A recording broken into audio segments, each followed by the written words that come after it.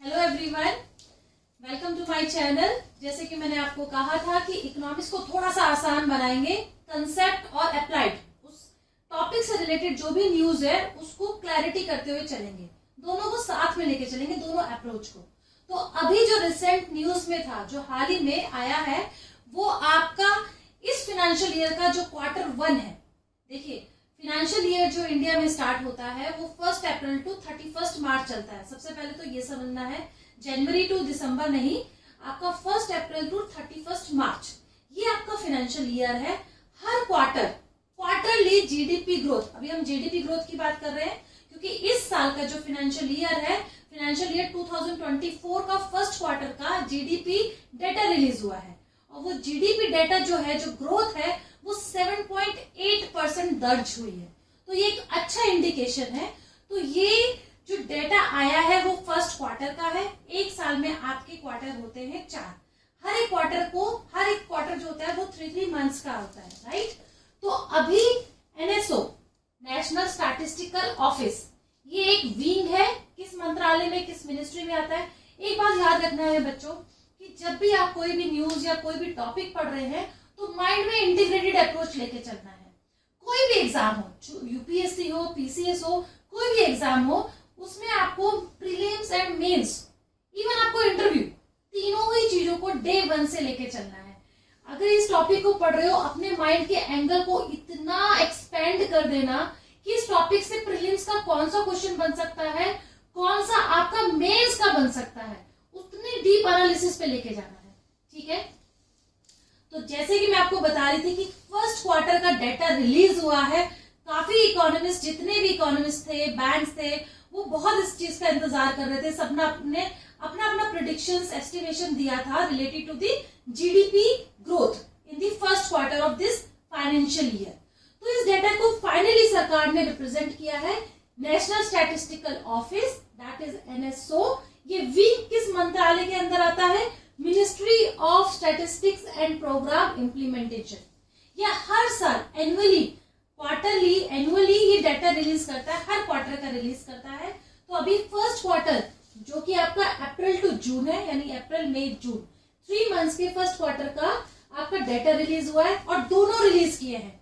आपका कांस्टेंट भी, जिसमें हम बेस ईयर लेके चलते हैं, और दूसरा आपका करंट प्राइस पे भी, ठीक है। जीडीपी आपकी 2 तरीके की काउंट होती है। अगर हम बात करते हैं कांस्टेंट की, तो वो आपका रियल जीडीपी है, ठीक है। रियल जीडीपी कह लो और जीडीपी एट कांस्टेंट कह लो। कांस्टेंट ये होता है कि हमने एक बेस ईयर लिया है।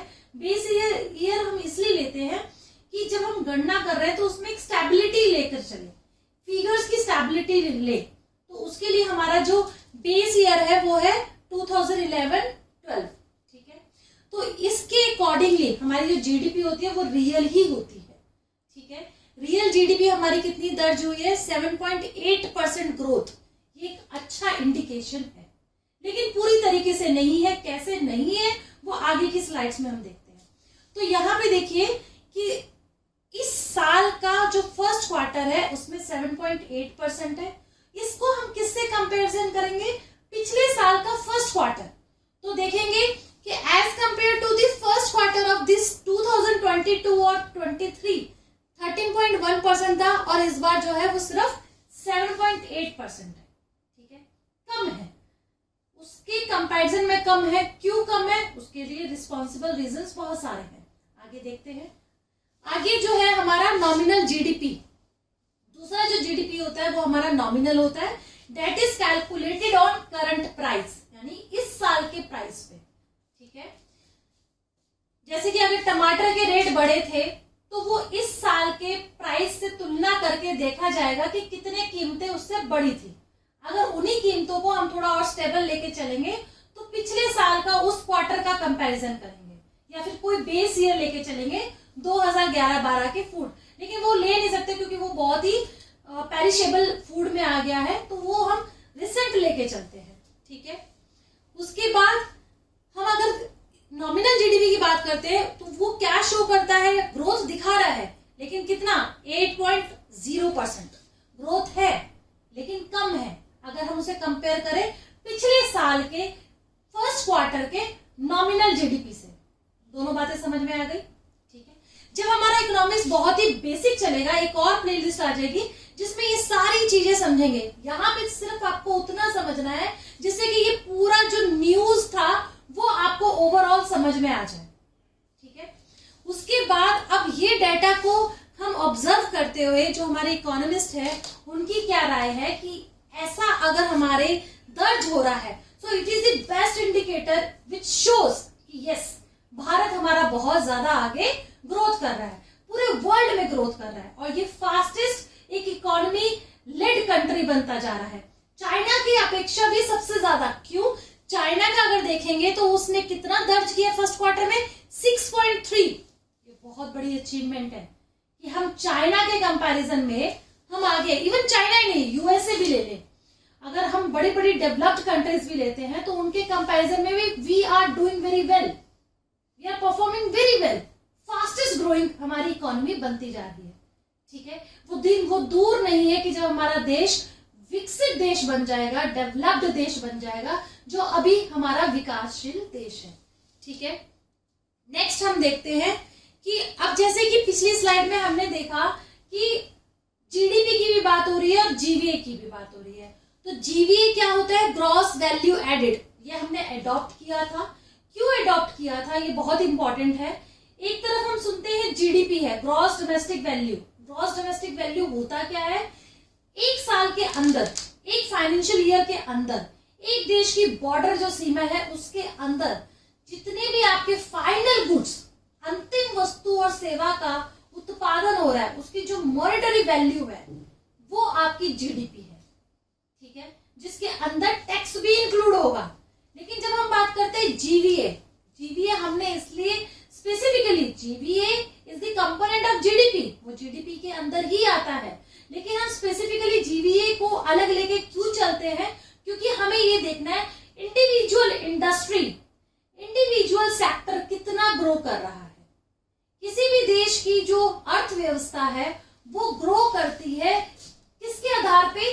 3 ब्रॉडली क्षेत्र की ग्रोथ पे निर्भर करता है, जिसमें हमारा प्राथमिक क्षेत्र है, प्राइमरी सेक्टर कह लो, सेकेंडरी जो हमारा सेक्टर है डेट इज आपका विनिर्माण क्षेत्र भी जिसे कहते हैं, द्वितीय क्षेत्र कहते हैं, और तीसरा हमारा सेवा क्षेत्र जिसे सर्विस क्षेत्र कहते हैं। तो ये 3 क्लासिफिकेशन है सेक्टर्स के। तो तीनों में सरकार को ये जानना है, ये इसलिए जानना है ताकि उस सेक्टर की डिमांड और सप्लाई को बैलेंस किया जा सके।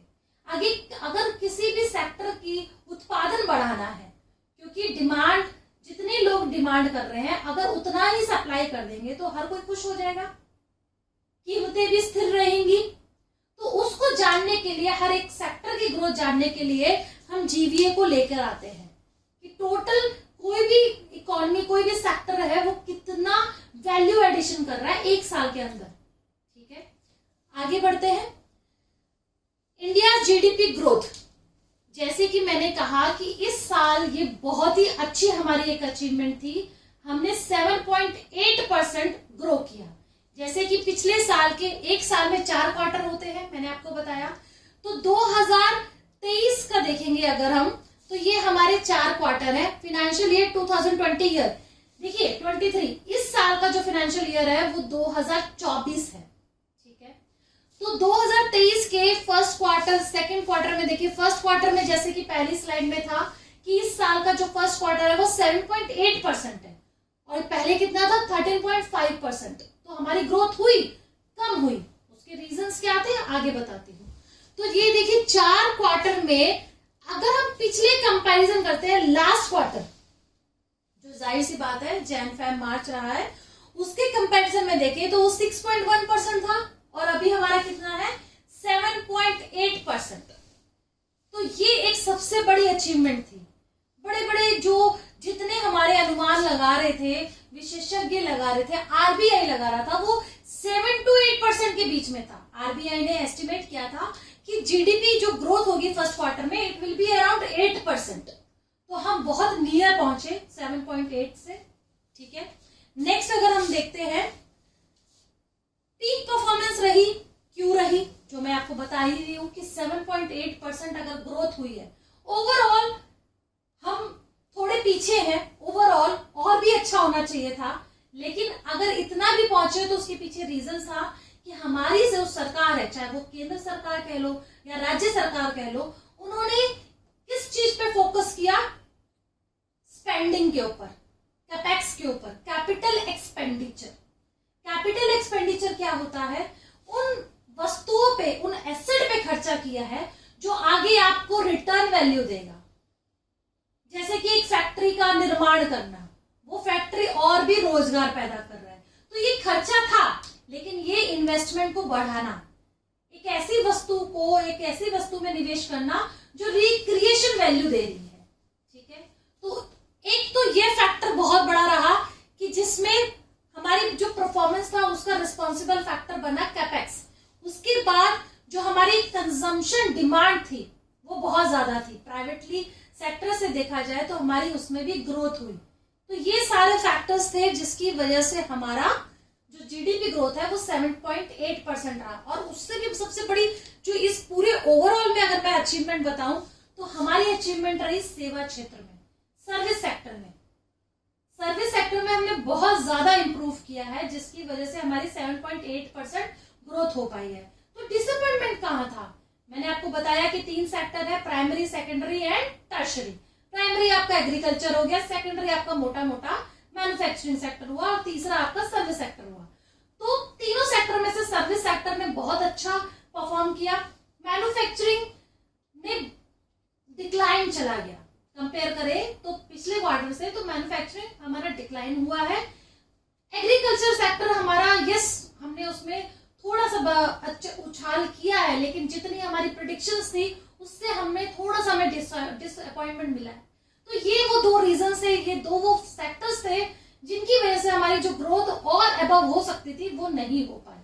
ठीक है, और एक ये भी था कि इस साल या पिछले साल से देखेंगे आप कि सरकार ने छोटे छोटे जो व्यवसाय हैं, स्पेशली हमारा एमएसएमई सेक्टर है, उसको प्रमोट करने की बहुत सारी स्कीम्स निकाली, बहुत सारा इन्वेस्टमेंट किया, बहुत सारी स्कीम्स के थ्रू कह लो कि इस रिक्रिएशन वैल्यू को लेकर आए, जिसकी वजह से हमारी ये ग्रोथ पॉसिबल हो पाई। नेक्स्ट अगर हम देखें, ये हमारा डेटा है, जैसे कि मैंने आपको बताया 3 सेक्टर है। प्राइमरी में आपका ये एग्रीकल्चर हो गया, माइनिंग हो गया, सेकंड आपका मैन्युफैक्चरिंग हो गया, फिर आपका ये सर्विस सेक्टर हो गया। तो सर्विस सेक्टर का अगर कंपैरिजन करोगे तो देखिए ये टोटल आपका था इतने लाख का एक दर्ज हुआ है डाटा, उसके कंपैरिजन में हमारा इस बार कितना था? 6,49,560। तो ये टोटल हमारी वैल्यू है जिसमें हमने बहुत अच्छा ग्रोथ किया है। एग्रीकल्चर में ले तो यस हमने किया, लेकिन थोड़ा कम, और भी अच्छा कर सकते थे। 3.5% था टारगेट हमारा, फिर भी था कि 4% तो हमारा मिनिमम ये एग्रीकल्चर में हो जाएगा ग्रोथ, जो कि नहीं हो पाया, जिसके लिए बहुत सारे रीजन थे। सबसे बड़ा जो प्राइम रीजन था वो आपका था मॉनसून। हम सबको पता है कि ऐसा फ्लड जिसकी वजह से हमारा टमाटर के प्राइस भी, कीमतें बहुत ज्यादा बढ़ गई थी, फूड इन्फ्लेशन हुआ था, तो वो अत्यधिक बारिश एक वो रीजन रहा जिसकी वजह से हमारा जो एग्रीकल्चर सेक्टर है वो उतना ग्रो नहीं कर पाया। इन्फ्लेशन एक was the also one of the prime reason. उसके बाद आप देखेंगे सर्विस सेक्टर बढ़ा। मैन्युफैक्चरिंग की अगर हम बात लें तो देखिए डिक्लाइन हो गया 6.1%। यहाँ पे देखिए हुआ है, मैं ये नहीं कहती कि पूरा नेगेटिव गया, लेकिन ओवरऑल देखे तो वो डिक्लाइनिंग में ही था, उसकी जो ग्रोथ थी जितनी अबव होनी चाहिए थी वो नहीं हुई। ठीक है, उसके बाद अगर हम देखें नेक्स्ट में, अगर हम देखते हैं ये हमारा एक्सपेंडिचर कंपोनेंट है, ये हमारा बेसिकली जीडीपी है। जीडीपी का फॉर्मूला क्या होता है? सीजीआई। ठीक है, सीजी में मतलब आपका प्राइवेटली कंजम्पशन हुआ, जितना भी प्राइवेट कंजम्पशन एक्सपेंडिचर था, उसके बाद जो सरकार ने अपना इन्वेस्टमेंट किया, सरकार ने जो खर्चा किया, उसके बाद जितना भी इन्वेस्टमेंट, फिक्स्ड कैपिटल फॉर्मेशन। ये जो कैपिटल फॉर्मेशन होता है, इसमें प्रीलिम्स में भी क्वेश्चन पूछा हुआ है। ये कैपिटल फॉर्मेशन है कि आप अगर किसी वस्तु पे इन्वेस्ट कर रहे हैं, कोई निवेश कर रहे हैं, वो वस्तु कैसी है, क्या वो वैल्यू एडिशन कर रही है, क्या उससे भी इनकम जनरेट हो रही है आने वाले समय में। अगर ऐसा हो रहा है, कैपिटल पे कैपिटल फॉर्मेशन हो रहा है, तो yes that expenditure is considered as investment और we can say capital formation. ठीक है, उसके बाद आपका एक्सपोर्ट ज्यादा है, इंपोर्ट कम है, तो हम प्लस सिचुएशन में हैं। तो ये ओवरऑल आपको क्या देता है, जीडीपी की पिक्चर देता है, जिसमें हमने ओवरऑल कितनी ग्रोथ की है, 7.8%। ठीक है, नेक्स्ट अगर हम देखते हैं बिलो एक्सपेक्टेशंस, जैसे कि मैंने आपको बताया कि मैन्युफैक्चरिंग बहुत अच्छा हो सकता था लेकिन नहीं हुआ। फर्स्ट क्वार्टर में स्लाइटली हमारा बस ग्रोथ हो पाया, अच्छा ग्रोथ हो सकता था, वो नहीं हो पाया। 4.5% पिछली बार था और इस बार कितना हुआ, ओनली 4.7%, यानी कि ओनली 0.2% से हम रेज कर पाए। जबकि मैन्युफैक्चरिंग को ग्रो करना बहुत ही ज्यादा जरूरी है, खासकर वो देश के लिए जहां पे पॉपुलेशन आबादी बहुत ज्यादा है। अगर हम देश में लेके चले, हमारे देश की बात करें, तो एक तरफ हमारा प्राइमरी सेक्टर है जिसमें पोटेंशियल कम है, क्योंकि उसकी ग्रोथ के लिए बहुत सारे फैक्टर्स रिस्पॉन्सिबल होते हैं, और उसमें सबसे बड़ा जो रिस्पॉन्सिबल फैक्टर होता है वो है नेचर, और नेचर पे हमारा बस नहीं है। अभी इतना हमारा फ्लड आया तो डूब गए, सारी फसलें खराब हो गई, उसमें हम कुछ नहीं कर सकते थे। तो फिर दूसरा सेक्टर होता है आपका सर्विस। सर्विस में हाईली स्किल्स चाहिए। तो अभी इंडिया में जो साक्षरता है, जो पिछड़ापन है, वो अभी उतना नहीं आगे पहुंचा है कि जिसके लिए साक्षरता दर बढ़ जाए और स्किल्स जो है वो हाईली स्किल्स अवेलेबल हो। तो स्कोप कहाँ है, कहाँ पे कंपैटिबिलिटी ज्यादा बन सकती है, वो है आपका मैन्युफैक्चरिंग सेक्टर, जो कि अभी पीछे है। अगर हम वर्ल्ड लेवल में, एक इंटरनेशनल लेवल में एवरेज मैन्युफैक्चरिंग सेक्टर की ग्रोथ की बात करें जीडीपी में, तो वो एट अराउंड 30% है, लेकिन हमारे इंडिया में अप्रॉक्स 25% है। तो अभी जो 5% का जो ये लैक है, इसकी वजह से मैं ये नहीं कहती कि सिर्फ 5% ही हम ग्रो करें, हम और भी कर सकते हैं, लेकिन जो ये अभी भी हम जो पीछे कहीं ना कहीं ये अंतरराष्ट्रीय लेवल पे हमें थोड़ा सा कंपटीशन में पीछे छोड़ देता है। तो जहां पे हमें अपनी पकड़ बनानी होगी, जहां पे हमारे जो तमाम लोग हैं, जो सेमी स्किल्ड वर्कर्स हैं, लेबर्स हैं, उनको थोड़ा सा और पुश करके, प्रमोट करके, सहायता करके उन्हें और आगे बढ़ाया जाए।